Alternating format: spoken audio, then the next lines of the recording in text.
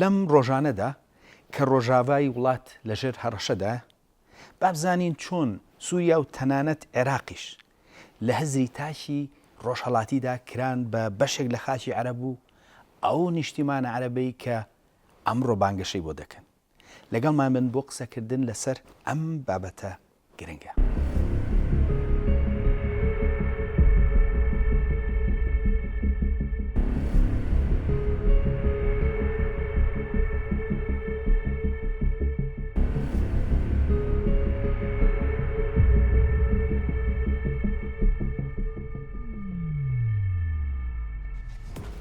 زۆربەی ئەوانەی کە لە دایکبووی سەدەی بیستەمن هەر لە منداڵیەوە دەستەواژەکانی عەرەب و نیشتیمانی عەرەب و چەندین دەستەواژەی تری هاوشێوە لە منداڵیەوە دراوە بە گوێماندا. ئەمە وای کردووە لە هەزری زۆرینەماندا ڕۆژهەڵاتی ناوەڕاست عەرەبی وێنە بکرێت. تەنانەت وڵاتەکانی وەکو سووریا و عێراق بە شێوەیەکی عەرەبی لە هەزردا تۆمار ببێت. جا بابزانین ئەم نیشتیمانی عەرەبەی کە بانگەشەی بۆ دەکەن لەکوێوە هاتووە و ناچەکەی چۆن بووە. بەڵام پێشەوەی ئەوە بکەین ئەبێ سەرەتا بزانین عەرەبەکان چێن و کەی یەکەم جار ناویان لە مێژوودا تۆمار کراوە.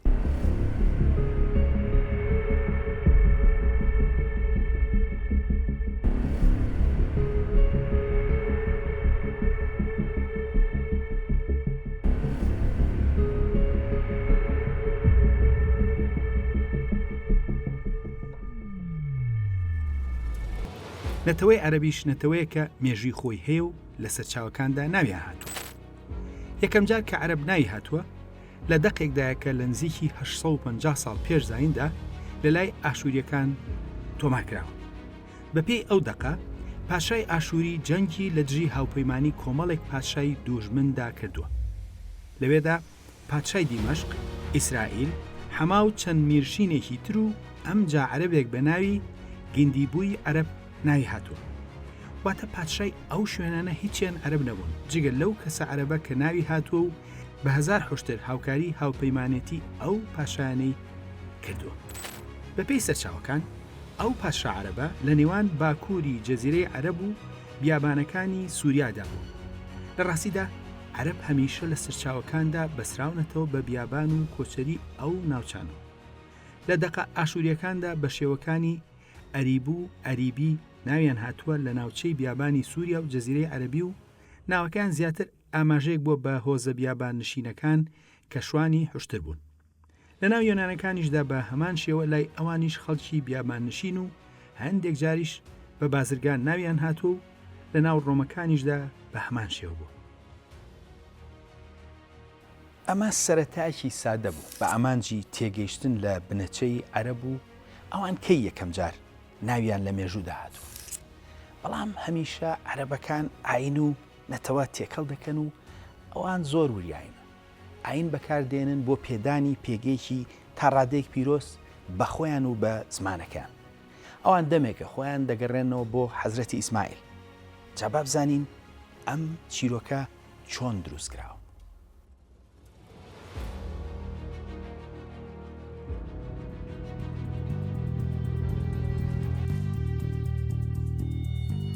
هەمیشە دوو مێژوو هەیە.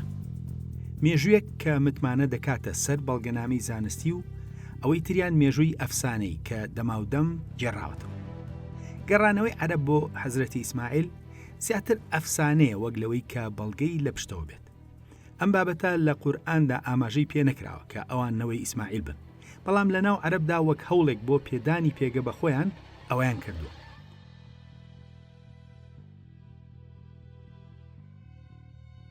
لە پێش ئیسلامدا عەرەب خۆی بە پێغەمبەر ئیسماعیلەوە بەستۆتەوە و لە دوای ئیسلامیش هەر ئەوەی کردووە. واتە ئەمە قسەی ناو عەرەبەکان بووە وەک لەوەی کە سەرچاوەیەکی مێژووی یان ئاینی لەسەر هەبێت. بەدڵنیایی هەرچەندە ئەوان بۆ یەکەم جار لە مێژوودا لە سەدەی نۆهەمی پێش زایندا ناویان هاتووە. بەڵام ئەوان لەو مێژووە دێرینترن.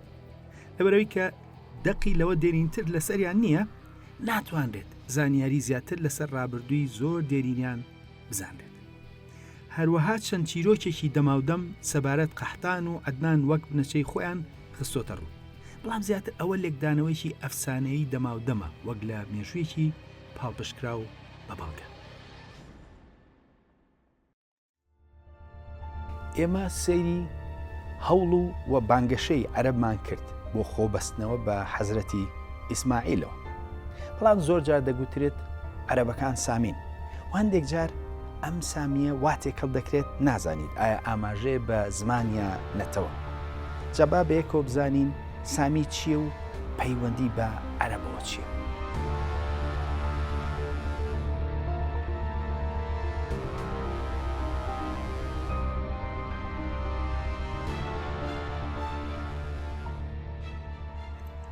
ئێمە وەک نەتەوە ئاماژەمان بەوە کرد کە نزیکی 2900 ساڵەمەوە بەر خەڵکانێکی بیاباننشین بە عەرەب ناوهێنراون. ئەوە وەک نەتەوە، بەڵام وەک زمانی عەرەبی بە زمانێکی سامی ناو دەبرێت. زمانەکانی جیهان کراون بە چەند کۆمەڵە زمانێکەوە. یەکێک لەوانە خێزانی زمانە سامیەکانە. درەختی خێزانی ئەم زمانانە کە بە سامی ناو دەبرێن کۆنترین زمانی نووسراویان ئەکەدیە. ئەم خێزانە چەندین زمانی مردوو زیندوی وەک ئاشووری، ئامۆری، عیبری، ئەسیوپی و زمانی تر لەخۆ دەگرێت.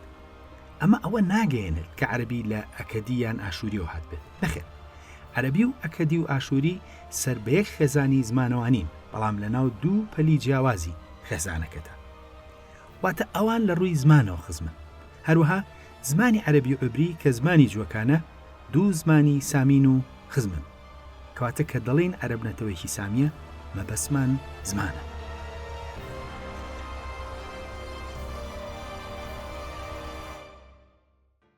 ئێستاکە ئێمە لەوە گەیشتین کە عەرەبەکان لە کوێ هاتون و پەیوەندیان بە سامیەوە چییە؟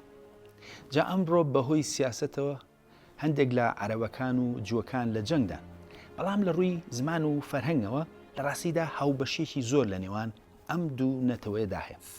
سەرڕایەوە با ئێمە بگەڕێنەوە بۆ بابەتەکەی خۆمان، بزانین کام شوێن لە مێژوودا خاکی عەرەب بووە.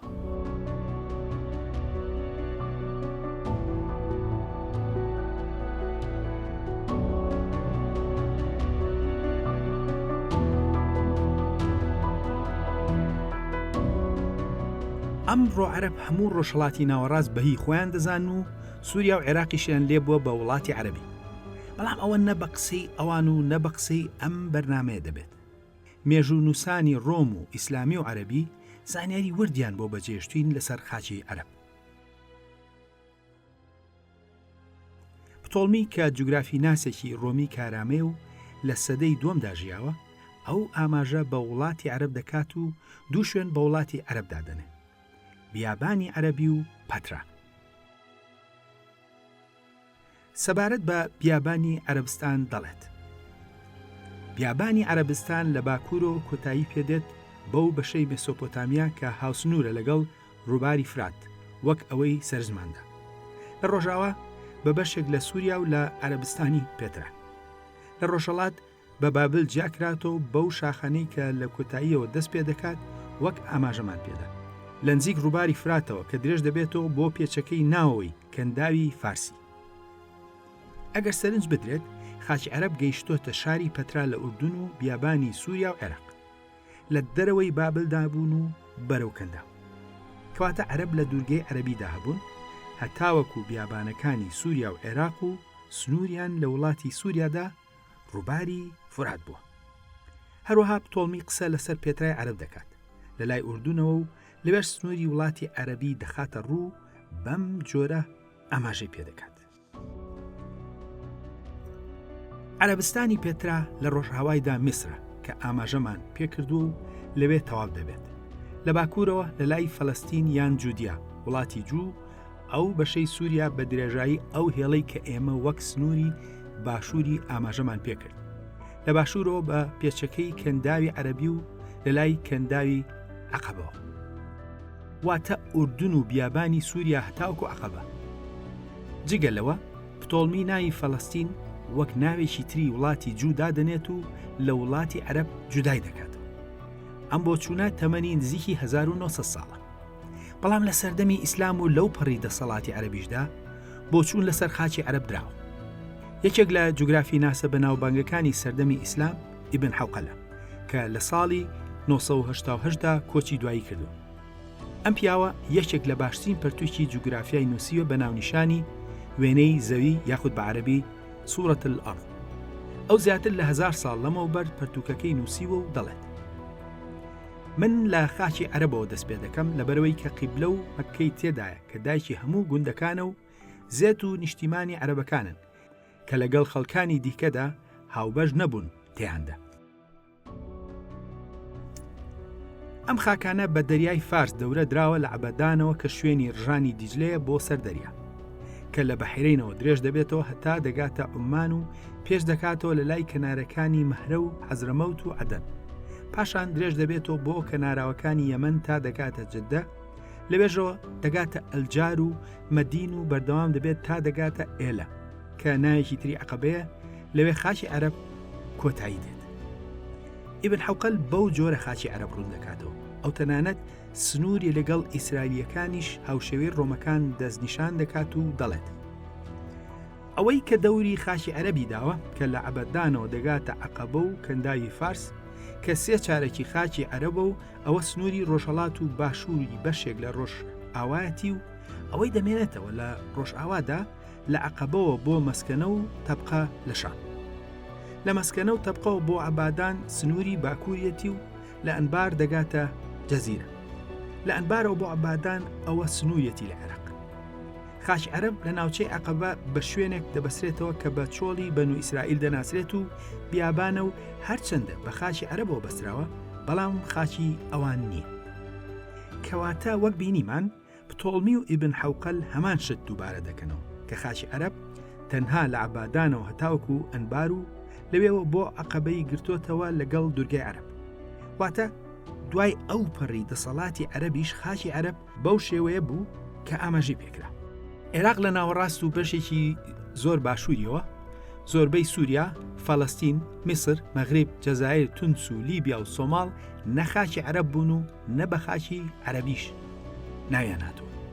گرنگی قسەکانی ئیبن حەوقەل لەوەدایە کە پێش 1000 ساڵە و لەو پەڕی گەورەی دەسەڵاتی عەرەبدا بەو شێوەیە بووە. وەک بینیمان خاکی عەرەب وردەکاریەکانی لەلایەن عەرەب خۆی و تەنانەت لەلایەن ڕۆمەکانیشۆ زۆر بەوردی ڕوون کراوەتەوە. وەزانیاریەکان بە شێوەیەکن کە هیچ گومانێک ناهێڵنەوە. بەڵام عەرەب هەر خاکەکەی نییە کە گەورەی کردووە، بەڵکو ڕۆڵی خۆشی لە مێژوودا بە شێوەیەکی نازانستی و بێ سەرچاوە گەورە کردووە. ئەوان هەموو ئەو زانایانەی کە بە زمانی عەرەبی نووسیانە بەهی خۆیان حساب کردووە، لە کاتێکدا ئەو زانایانە کورد فارزیان سەر بە نەتەوەکانی تر بوون. ئیبن خەلدون ئەم بابەتە زۆر بە جوانی ڕوون دەکاتەوە.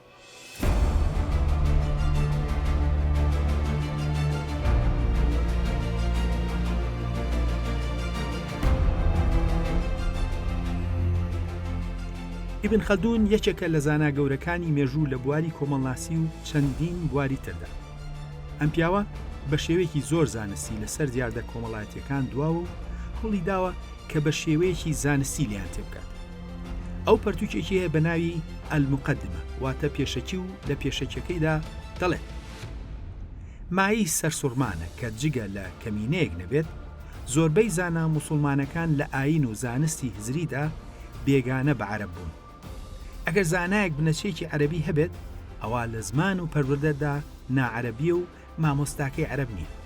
ئەمە بەم شێوەیە سەرڕای ئەو ڕاستەی کە ئیسلام ئاینێکی عەرەبیە و خاوەنی ئاینەکە عەرەبە. ئەوە سەبارەت بە ڕۆڵی عەرەب بوو. ئیبن خەلدون سەبارەت بە تایبەتمەندی عەرەب دەڵێت: عەرەب میللەتێکی درەندەیە، خەڵکی تاڵانکاری و تێکدان و ئەگەر بەسەر وڵاتاندا زاڵ بن، ئەو شوێنانە زوو وێران دەبن. ئەوان تەلار و باڵەخانە دەڕوخێنن بۆ ئەوەی بەردەکانیان بۆ ژێر مەنجەڵ بەکار بهێن و سەقفەکانی ژوێران دەکەن بۆ ئەوەی چادرەکانیانی پێ دروست بکەن. ئەوان گرنگی بە ڕێسا و یاساکان نادەن و خەڵک لە خراپە دوور ناخەنەوە. ئەوان دوورترین کەسن لە زانست و پیشەسازی. ئیبن خەلدون زۆر زیاتری لەسەر نووسیون. لێرەدا هەر ئەو دوو بەشەدانرا. سەر ڕای گرنگی ئەم زانایە لە ئاسی جیهاندا لە جیهانی عەرەبیدا بەگشتی کەسێکی خۆشەویست نەبوو، بە تایبەت لە سەردەمی ناسیۆنالیزمی عەرەبیدا. ئەوەش لەبەرەوەی کە نووسینەکانی ئەم زانایە پێچەوانەی خەیاڵی ناسیۆنالیزمی عەرەبی بوو کە بەشێکی زۆری لەسەر درۆی خاوەندارێتی شارستانیەت و بەرهەمی نەتەوەکانی تر داڕێژرا بوو.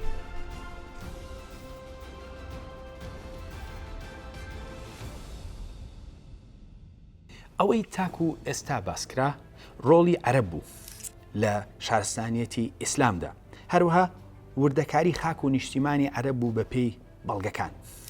سەرڕایەوە ئەوان سەدەیەکە شتێکیان بە خەیاڵات دروست کردووە بە ناوی وەتان عەرەبی، واتە نیشتیمانی عەرەبی، کە وەک پێشتریش ئاماژەمان پێکرد نە ڕۆژێک لە سەرچاوەکاندا هەبووە نە لە ناو هزری تاشی عەرەبدا. پرسیارەکە ئەوەیە ئەم نیشتیمانە عەرەبیە خەیاڵی کە بانگەشەی بۆ دەکەن چۆن دروستکرا؟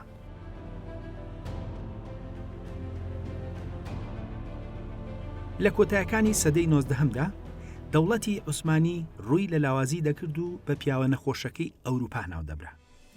ئەوەش لەبەر ئەو هەلومەرجە نالەبار و نادادوەری و پادشاگردانی کە تێیدا بوو. شانبەشانی ئەوە بزوتنەوەیکی ناسیۆنالیستی تورکی لە ناو دەوڵەتی عوسمانی تا دروست بوو کە هەوڵی بە تورکیکردنی هەموو شتێکی دەدا. ئەمە نەتەوەکانی ژێر دەسەڵاتی دەوڵەتی عوسمانی هەمووی بێزار و ناڕازی کردبوو، لەوانە کورد، ئەرمەنی، عەرەب، کریستیان و چەندین نەتەوەی تر. ئەوروپیەکان ویستیان سوود لەم هەلومەرجە ببینن، بەڵام لە بناغەوە ئەوروپیەکان زیاتر ئاشنای عەرەب بوون، لەبەرەوە ئەوان هەوڵیاندا بۆ بەرژەوەندی خۆیان عەرەب ڕێکبخەن و سوودیان لێوەربگرن. بۆ یەکەم جار لە مێژوودا لە فەرەنسا لە ساڵی 1913دا کۆنفراز بۆ ناسیۆنالیستی عەرەب ڕێکخرا بە ئامانجی دروستکردن و ڕێخستنیان. دواتر توانەکانی هەردوو فەرەنسا و بەریتانیای ئەو کاتە کە زلهێزی گەورەی دنیا بوون خرایە خزمەتی دروستکردنی ئەم بزوتنەوەی. عەرەبەکان سەرەتا تەنها ئۆتۆنۆمیان دەخواست، بەڵام ئەم دەوڵەتانە سوودیان لە هەلومەرجەکە بینی و هانیاندان کە دژی عوسمانیەکان بجەنگن و پەیمانی سەربەخۆیان پێدان. ئەوەش بەشێکی بۆ لاوازکردنی عوسمانی بوو کە لە جەنگی جیهانی یەکەمدا پشتی ئەڵمانیای گرت لە دژی ئەوان. ئەوان ویسیان خاکی دەوڵەتی عوسمانی بگرنە دەست و لە هەمان کاتدا لە ڕێگەی خەڵکی ناوچەکەوە لاوازیان بکەن. بەریتانیەکان دەستیان کرد بە هاوکاری بنەماڵی هاشمی لە سوودیە و پەیمانی هاوکاری سەربەخۆیان پێدان. بۆ نمونە ئەفسەرێکی بەریتانی بە ناوی لۆرنسی عەرەبی کرایە ڕێنما و هاوکاری عەرەبەکانی دوورگەی عەرەبی لەوە دەرنانی عوسمانیەکان لە ناوچەکەدا. دواتر عێراق، سووریا، لوبنان، ئوردون و وڵاتەکانی کەندا و دروست کرا و لە نێوان بەریتانیا و فەرەنسا دابەشکران. بەڵام بۆ ئەوەی کەمانە بەم نەخشە نوێ بدەن، ئەوان وێژەیەکی خەیاڵیان بۆ داڕشت و ناسنامەیەکی عەرەبیان بۆ ئەم ناوچانە هەڵبەست. کەواتە ئەو نیشتیمانە عەرەبی کە عەرەب ئەمڕۆ بانگەشەی بۆ دەکات و دەهۆڵی بۆ لێ دەدات، بەرهەمی سەدەی 20ەمە و نەچێکی مێژووی نییە. لە ڕاستیدا هێندەی ڕۆژئاوا ڕۆڵی لەوەدا هەبووە، عەرەبەکان خۆیان ئەو ڕۆڵیان نەبووە. بەڵام دواتر ئەم خەیاڵاتە ناسیۆنالیستیە چووە سیستەمی خوێندن و میدیای دەوڵەتەکانی وەکو سووریا و عێراق و چەند دەوڵەتێکی تر و لە ئەنجامدا نەتەوە و خاکێکی خەیاڵی دروستکرا. دیارە عەرەب نەتەوەیە و نیشتیمانی خۆی هەیە و مێژووی خۆی هەیە، بەڵام ئەو خاک و نەتەوە خەیاڵیە بەرهەمی خەیاڵاتێکی ناسیۆنالیستی و بنەچێکی مێژووی نییە. شانبەشانی ئەم هەوڵانە ئەوان کەوتنە سڕینەوەی فەرهەنگ و مێژووی نەتەوەکانی ناوچەکەی وەک کورد، ئەوەش بە ئامانجی زاڵکردنی ئەم نەتەوە خەیاڵی کە دروستیان کردووە. ئەم هەوڵانە بە شێوەیەکی فراوان ئەمڕۆ لە دژی کورد بەردەوامە. جابا بەیەکەوە سەیری نمونەیەک لەم هەوڵانە بکەین و سەرنجی ئاستی زانستی بدەین.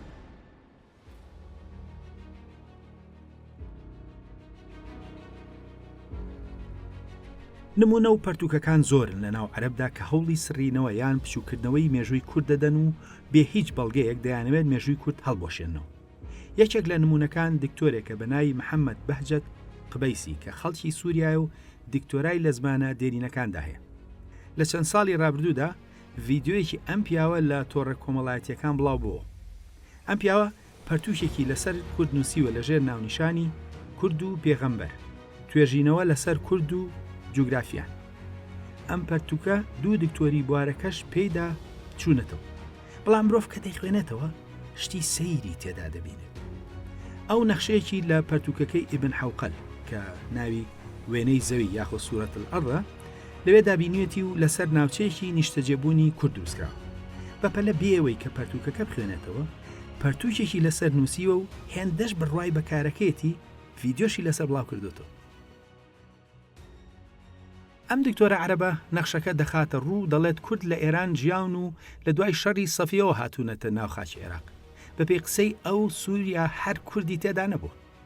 بەڵام گەر سەیری نەخشەکە بکەیت ئەوە زۆرشت ڕوون دەبێتەوە کە کابرای داما و نەخشەکەی بەباشی نەخوێندۆتەوە.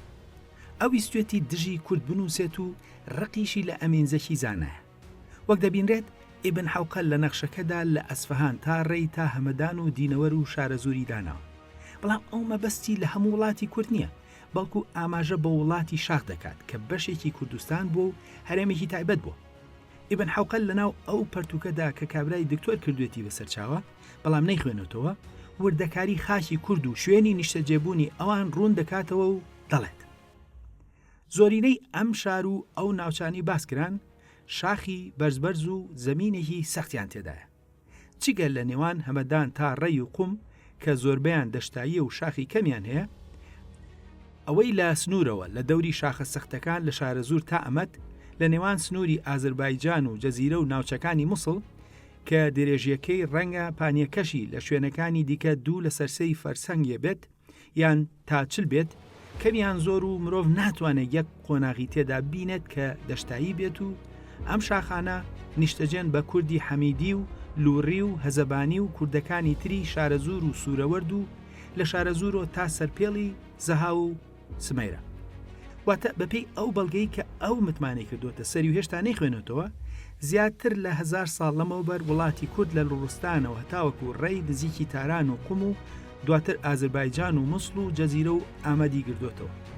چگەلەوە ئیبن حەوقەل لەو سەردەمەدا ناوە کوردیەکەی دیاربەکر ئامەد بەکاردەهێنێت. نەکەوە بەڵکو بەشێک لە خوزستانیش هەر بەپێی ئیبن حەوقەل زۆرینە کورد بوو. کەچی ئیبن حەوقەل لە هەمان پەرتودا وڵاتی عەرەبی بە ڕوونی جودا لە زۆربەی عێراق و سووریا و لوبنان و ئیسرائیل و میسر و وڵاتی مەغریب داناوە. ئەمانە نمونەی دکتۆری مێژوون لە ڕۆژهەڵاتدا. وەک بینیمان ئەم دکتۆرە عەرەبە سووریە وەک زۆربەی دکتۆرەکانی ڕۆژهەڵاتی ناوەڕاست بڕوانامەیەکی پێدرا و هاتووە قسە لەسەر بابەتێک دەکات کە بنەما سەرەتایەکانی نازانێت. ئەو هاتووە پەرتوکێکی کردو بە سەرچاوە کە هێشتا نەیخوێنێتەوە. مرۆڤ کاتێک کە ئەم جۆرە کارانە دەبینێت بۆی دەردەکەوێت کە هەندێک لە هەڵگرانی بڕوانامەی دکتۆران لە مێژوودا لە ڕۆژهەڵاتدا لە چه ئاستێکدا. سەرڕایەوە ئەم دکتۆرە بەردەوام دەبێت و شتی سیرتر دەڵێت. نأتي إلى تاريخ الأكراد. أقدم نقش للأكراد موجود أو أقدم خريطة عند ابن حوقل في سورة الأرض، مشاتي الأكراد ومصائفهم. کابرا دەڵێت با بینە سەر مێژووی کورد. ئەو نەخشەیە دەهێنێتەوە و دەڵێت کە لە تارانەوە هەتاوەکو زەنجان و ئازربایجان دەڕوات. ئەمجا دەڵێت ئەمە لە سەدەی 12 زاینی دانووسراوە. لە ڕاستیدا سەیری مێژووی پەرتوکەکەشی نەکردووە. پەرتوکەکە لە سەدەی دێم دانووسراوە واتە نزیکەی 300 ساڵی هەڵە کردووە. ئەمجا دەڵێت کە کورد لە ئێران دابوون و بەهۆی جەنگی عوسمانی و سەفەویۆ هاتون. واتە ئەم دکتۆرە نە ئاگای لە مێژووی دەرکردنی پەرتوکەکەی ئیبن حەوقەلە، نە ئاگاداری ئەو هەموو زانیاریەیە کە ئیبن حەوقەل لەسەر وڵاتی کورد داوێتی. بەڵام جگەل لە پەرتوکەکەی ئیبن حەوقەل کە نەیخوێندۆتەوە، ئەگەر تەنها یەکێک لە سەرچاوە ئیسلامیەکانی بخوێندایەتەوە سەبارەت هاتنی سوپای عەرەب لە سەردەمی ئیسلامدا کە چۆن لە مووسڵ و شارەزور لەگەڵ کووردا شەڕیان کردووە، ئەوە هەموو قسەکانی دەردەکەوت کە بێ بناخن. ئەم دکتۆرە دەڵێت کە لە سەدا 90 کورد لە دوای شەڕی چاڵدێران هاتوونەتە هەولێر. جگەلەوە هەولێر ناوەکەشی ئەکەدی. ئەم دکتۆرە ئاگای لەوە نییە کە میری هەزەبانی لە پەرتوکەکەیدا لەسەر مێژوو ئاماژە بەوە دەکات کە چۆن بۆ یەکەمجار لە ساڵی 1925دا تورک هەولێریان لە هەزەبانیە کوردەکان گرت و هەزەبانیەکان لە پێش ئیسلامیشدا حکومڕانی هەولێر بوون. جگەلەوە یەک سەرچاوە نییە لە جیهاندا بڵێت ناوی هەولێر ئەکەدیە، لە ڕاستیدا ناوەکەی سۆمەریە. نائگایی ئەم دکتۆرە لەوەدایە هاتووە نەخشەکەی ئیبن حەوقەلی کێشاوەتەوە. هەر لە خۆشیەوە لەسەری نووسیوە شوورەوەرد کوردی نییە. جگەلەوەی کە ناوی سوورەوەردی نەزانی و بەهاڵە ئەوەی ئیبن حەوقەلی وەرگرتووە، بەڵام ئیبن حەوقەل لە نەخشەکەدا و بە قسەش سوورەوەردی بە کوردی دانا، کەچی ئەم بڕیار دەدات کە کوردی نییە و نازانێت لەکوێ. ئەو تەنانەت نازانێت کە شارە زوول کە لە نەخشەکەدایە ناوچەی سلێمانیە و هەندێک جار کەرکووکیشی گرتووەتەوە. ئەم دکتۆرە هێندە لە کارەکانی خۆی ڕازیە، تەنانەت ڕەخنە لە کارەکانی ئەمین زەکی زانا دەگرێت. بەڵام ئەگەر بەراوردێکی بێلایەنانە بکەین بەرامبەر ئەم دووکارە، ئەمین زەکی وەک پرۆفیسۆر و زانایەک دەردەکەوێت لە کاتێکدا ئەم وەک خوێندکارێکی کەمزانی پۆلەکانی ئامادەی. ئەمین زەکی مێژووی نەخوێندە و ئەمیش دکتۆرای هەیە لە زمانە دێرینەکاندا. هەروە حەلەب ئەو شارەی ئەو دکتۆرە سووریە عەرەبە تێیدا مامۆستای مێژوو بووە، لە سەردەمی ئەیوبیدا سوڵتان زەیفە خاتوونی ئەیوبی لەو شارەوە حکمی ناوچەکەی کردووە. ئەمڕۆژ خوێندنگە نایابەکەی فردەوس و خانەقاکەی فەرافیرە پاشمایان لەو شارەدا ماوە. ئێستاش قەڵای ئەیوبیەکان دیارترین شوێنی شاری حەلەبە و کورد لەو شارەدا هێندە ڕۆڵیان هەبووە. دوای لادانی دەسەڵاتی ئەیوبیش هێشتا مەملوکەکان سوڵتان ئەبوفیدای ئەیوبی زانای کوردیان وەک سوڵتانی شارەکە هێشتەوە. لە هەمووی ڕوونتر شێخی گەورەی ئێزدیەکان شێخ عودەی کوڕی مسافر لە ساڵی 1972 لە شوێنێک لەدایک بووە بە ناوی شەوفل ئەکرات کە ئەمڕۆ ئەو شوێنە دەکەوێتە ناو خاکی ئیسرائیلەوە و لە نزیک شوێنێک بە تەل شەعر دەناسرێت. واتە نزیکی 1000 ساڵ لەمەوبەر و 100 ساڵ پێش دەوڵەتی ئەیوبی کوردی لەو خاکەدا شوێن بە ناوی کوردەوە هەبوو کە دەشێت ئەو ناوە تەمەنی سەدان و هەزاران ساڵ زیاتر بێت، کە ئەوە ڕێک دەیسەلمێنێت کە کورد خەڵکی ڕەسەن و گرنگی ئەو ناوچانە بوون پێش هاتنی عەرەبەکان بۆ ئەو ناوچانە، هەر لەبەر ئەوەیە کە شوێنیش بە ناویانەوە نامراوە. هەر لەبەرەوە هۆکارە بوو کە دەوڵەتی هەزەبانیەکان لە سەدەی یەکەمی زاینیدا واتە 2000 ساڵ لەمەوبەر دەسەڵاتیان هەتاوەکو ئیسرائیل ڕۆشتووە و لەوێشەوە شەڕیان لەگەڵ سوپای ڕۆم کردووە و مەسعودیش نزیکی 1100 ساڵ لەمەوبەر ئاماژە بە شام دەکات وەک شوێنی نیشتەجێی کورد.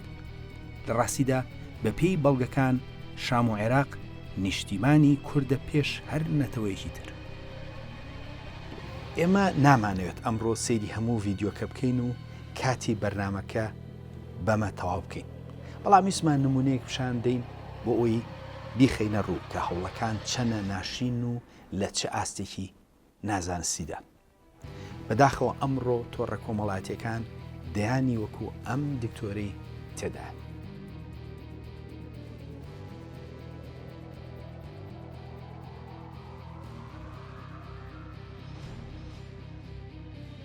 لە ڕاستیدا ئەو وڵاتەی پێی دەوترێت سووریا کورد خەڵکی سەرەکی و دێرینی بووە. وهە وەکو بینیشمان لەو پەڕی دەسەڵاتی عەرەبدا عەرەبەکان زیاتر لە ناوچە بیابانەکانی خوارەوەی ئەو وڵاتەدا بوو. بەڵام دواتر کە ڕۆژئاوا وڵاتەکەی خستە ژێردەسی ناسیۆناڵیستە عەرەبەکان، دواتر عەرەبەکان لە هەوڵی توانەوە و لە ناوردنی کووردا بوون.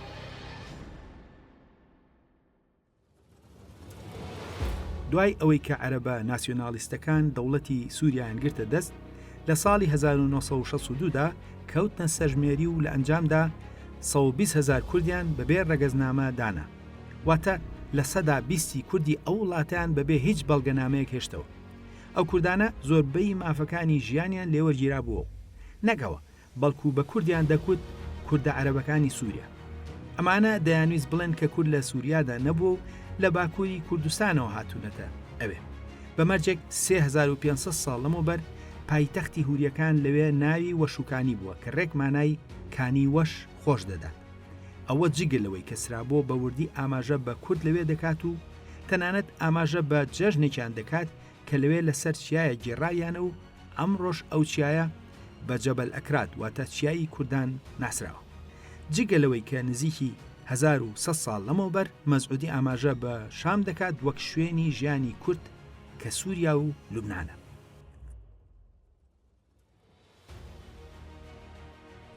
لە ڕاستیدا دروزەکان گەورەترین هێزی ناوچەی سووریا و لوبنان بوون پێش ئەوەی کە لە سەدەی 20دا سووریا بکرێتە عەرەبی. ئەم دروزانە لە ڕووی DNA شەوە خەڵکی زراگرۆسن و کوردن و ئاینەکەشیان کوردێ. ڕاستیەکەی ئەوەیە کە دروزەکان حکومڕانی سەرەکی سووریا و لوبنانیش بوون، هەتاوەکو دەوڵەتی سووریای نوێ دروستکرا کە ناسنامێکی عەرەبیان بۆ هەڵبەست. لە عێراقیش بە هەمان شێوە لە کاتێکدا کە ناوی پایتەختەکەی بەغداد کوردی و لە بەرنامەیەکی تایبەتدا پێشتر ڕوونمان کردوێتەوە، ئەوانیش لەم سە ساڵەدا چەندین درۆ دەلەسەی هاوشێوان کردووە بۆ ئەوەی کە مێژووی کورد بسڕەوە. زۆرجار لە ئاسی ئەکادیمیشدا دەڵێن کە کورد لە ئێرانەوە هاتووە. لەم بەرنامە کورتەدا فریای هەموو ئەو مێژووە ناکەوین کە ڕوونی بکەینەوە، بەڵام تەنها ئەگەر یەک نمونە بهێنینەوە. نزیکی 1100 ساڵ لەمەوبەر ئەستەخری کاتێک کە ئاماژە بە شارە زوور دەکات دەڵێت بەهۆی نزیکی لە عێراقەوە کورد بەسەری دازاڵە، واتە عێراق زۆرینە کوردە و هەر شوێنێک لە عێراقەوە نزیک بێت دانیشتوانەکەی کوردە. ئەمڕۆ لەم بەرنامەیەدا ئەوە ڕوون بوو ئەو نیشتیمانە عەرەبیەی کە عەرەب ئەمڕۆ بانگەشەی بۆ دەکات ئەوە بەرهەمی خەیاڵاتی سەدەی بیستەمە و دەوڵەت و دەستگا ئەکادیمیەکان ڕۆڵێکی گەورەیان هەبووە لە دروستکردنیدا. دەنا لەو پەڕی دەسەڵاتی عەرەبدا خاکی عەرەب پێک هاتبوو لە نیوە دوورگەی عەرەب و بەشێک لە بیابانەکانی عێراق و سووریا و ئوردون.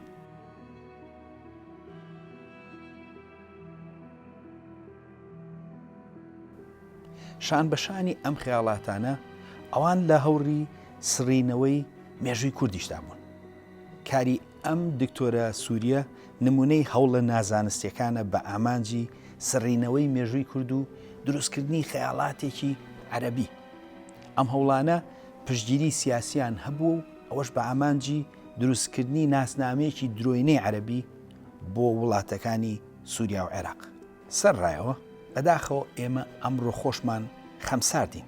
لە ڕاستیدا ئێمە هیچ کارێکی ڕێکخراومان نییە بە ئامانجی بەرپەرزانەوەی ئەو هەوڵانی دەدرێن لە دژی کورد. لە ڕاستیدا دەبوو دەستگای تایبەتمان بۆ ئەم ئەرکە گرنگە هەبووە.